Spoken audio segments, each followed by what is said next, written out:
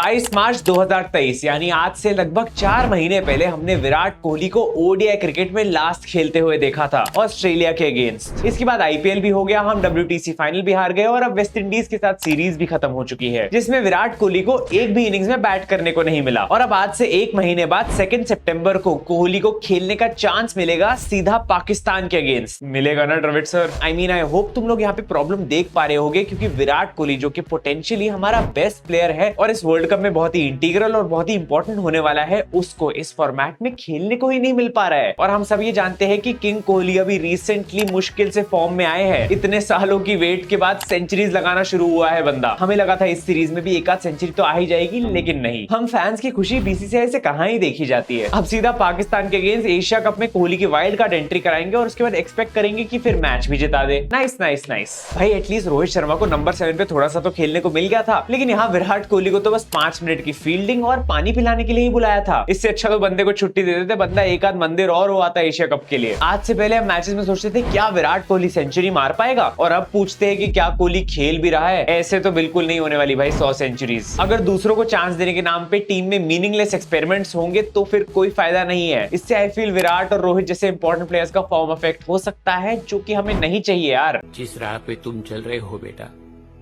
एक दिन पूरी तरह फंसोगे।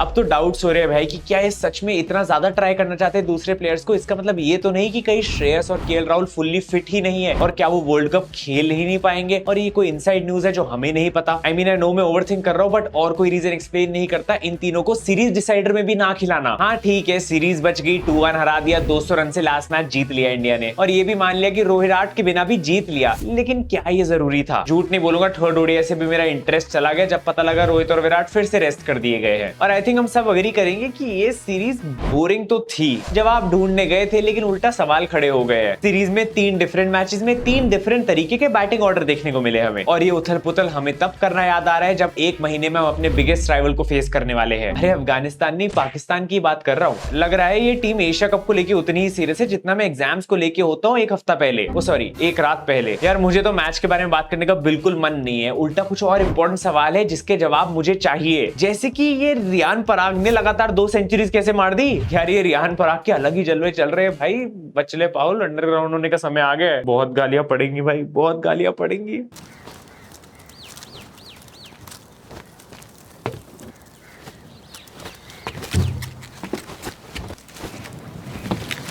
खैर सॉरी हम लोग टॉपिक से हट रहे हैं। मेरा पॉइंट देखो सिंपल सा है कि एशिया कप के लिए प्रिपेयर करने के लिए पाकिस्तान अफगानिस्तान के साथ एक सीरीज खेलने वाली है अभी। अब even though I really want कि हम अपना पहला मैच भी जरूर जीते पाकिस्तान के अगेंस्ट, लेकिन आसान तो नहीं होगा नोइंग द फैक्ट कि रोहित और विराट दोनों ने काफी टाइम से ओडीआईज नहीं खेले हैं ढंग से। ऊपर से अगर एशिया कप में ही श्रेयस अय्यर और केएल राहुल भी वापस आ जाते हैं तो 2 और नए प्लेयर्स हो गए जिनके फॉर्म के बारे में हमें बिल्कुल नहीं पता। और बैटिंग तो छोड़ो, बॉलिंग में भी हमें नहीं पता कि बुमराह भाई खेलने भी वाले हैं या नहीं, या इवन शमी भाई होंगे सीरीज में या नहीं। तो हम एशिया कप में एग्जैक्टली क्या टीम लेके जाने वाले हैं, एग्जैक्टली किस पे डिपेंड करने वाले हैं? मुझसे पूछो तो इन फालतू के एक्सपेरिमेंट्स ने हेल्प तो नहीं करी, उल्टा कंफ्यूजन और क्रिएट कर दिया है हमारे लिए। बट स्टिल इस सीरीज से कुछ एक आध पॉजिटिव्स थे हमारे लिए। ईशान किशन भाई, मैंने प्रेडिक्शन वीडियो में भी बोला था अगर ये खेलेगा तो अच्छा खेलेगा। सीरीज से पहले बंदा बैकअप ओपनर था, लेकिन अब लग रहा है कि इसको परमानेंट करके गिल को बैकअप में रख सकते हैं क्या? यार 3 लगातार 50s लगाई है, एकदम मेरे जैसे कंसिस्टेंसी। मैं भी तो हर सीरीज में वीडियो डालता हूँ, इस साल एक भी सीरीज पे मिस नहीं करी है, इसलिए सब्सक्राइब भी कर दो इसी बात पे। देखो इतना बोरिंग सा मैच तुम्हारे लिए देख के आया हूँ और उसके लिए वीडियो भी बना रहा हूँ, तो इतना तो बनता है। बट हाँ, अभी भी हम श्योर नहीं है कि ईशान को 4-5 पे खिलाएंगे या ओपनर खिलाएंगे। बस इतनी सहूलियत है कि क्योंकि बंदा अच्छे फॉर्म में है तो शायद कहीं पे भी खेले में भी अच्छा ही करेगा। और यार तुम्हारा पता नहीं, लेकिन लास्ट मैच के बाद मैं जेन्युइनली कंसिडर कर रहा हूँ संजू सैमसन को नंबर 4 का बैकअप, यानी बैकअप फॉर श्रेयस अय्यर। उसका रीजन सिंपल है, और कोई हमें इस सीरीज से नहीं मिला है। बंदे के एवरेज नंबर सब कुछ अच्छे है और परफॉर्मेंस भी अच्छी थी पिछले मैच में। बंदा इस समय हंग्री है भाई, अपॉर्चुनिटीज और रन्स दोनों के लिए, और अपने आप को प्रूव करने के लिए। क्योंकि चांसेस वैसे ही कम मिलते हैं, तो आई थिंक जब भी परफॉर्म करेगा आई थिंक अपना बेस्ट देने की कोशिश करेगा और बड़े स्टेज पे वो दिखेगा। तुम खुद सोचो, 2nd ओडीआई में लो स्कोर करने के बाद भी 3rd ओडीआई में बंदा आता है और 2nd बॉल पे सीधा 6 लगा देता है। बहुत ही ज्यादा डेयरिंग क्रिकेट है, और ऊपर से 41 बॉल 50, काफी अटैकिंग इनिंग्स, और बंदा हमें ऐसा ही चाहिए टीम में। वहीं दूसरी तरफ अपने सूर्य कुमार यादव यानी स्काई भाई फिर से फेल हो गए। देखो ठीक है, थोड़े बहुत रन्स बनाए, बट आई थिंक इतने चांसेस के बाद एनीथिंग लेस देन 50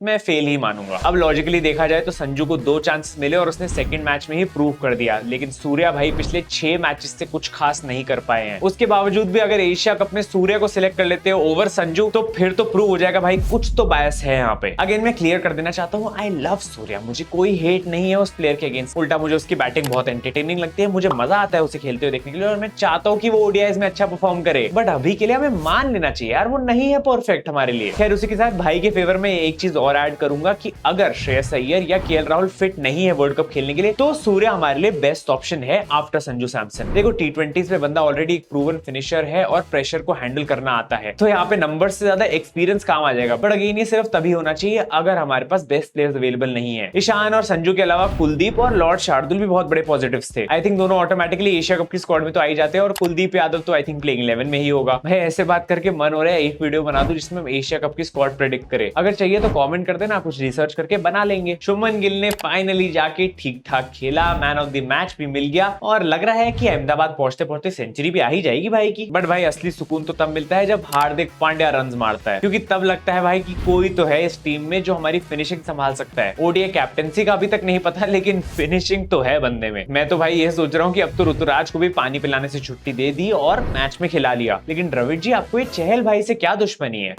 इतना चुभने लगा हूं सबको, छुरा तो नहीं हूं जानी, तुम जितना बताते हो मेरे बारे में इतना बुरा तो नहीं हूं।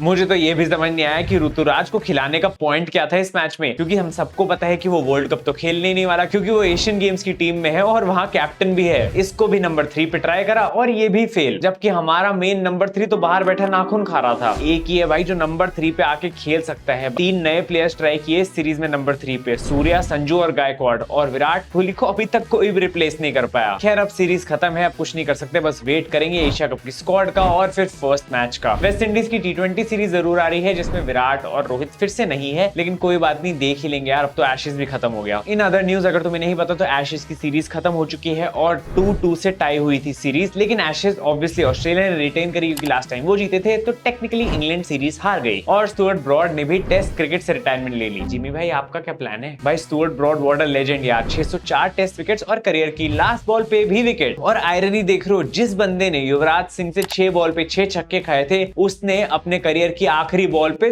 छक्का मारा है, यानी only player to take a wicket on the last ball while bowling and also hit a 6 while batting. Crazy record. खैर याद नहीं दिलाना चाहता, लेकिन ब्रॉड को तो बुमराह भाई ने भी 35 रन मार दिए थे, और वो भी अब आयरलैंड की सीरीज में कमबैक करने वाले हैं, जिसपे एक वीडियो मैंने बना दी है जो कि तुम यहाँ पे जाके देख सकते हो। बाकी मैं मिलता हूँ तुमसे अब T20 सीरीज में। जानता हूँ यार थोड़ी ये वीडियो डिफरेंट सी थी, बट ज्यादा कुछ कंटेंट था ही नहीं क्योंकि ये सीरीज ही इतनी अजीब सी थी। खैर अगर फिर भी अच्छी लगी हो तो लाइक और सब्सक्राइब कर देना, और इंस्टाग्राम पे भी जाके फॉलो कर सकते हो। मिलते हैं अगली वीडियो में। Thank you so much for watching, love you all, bye bye.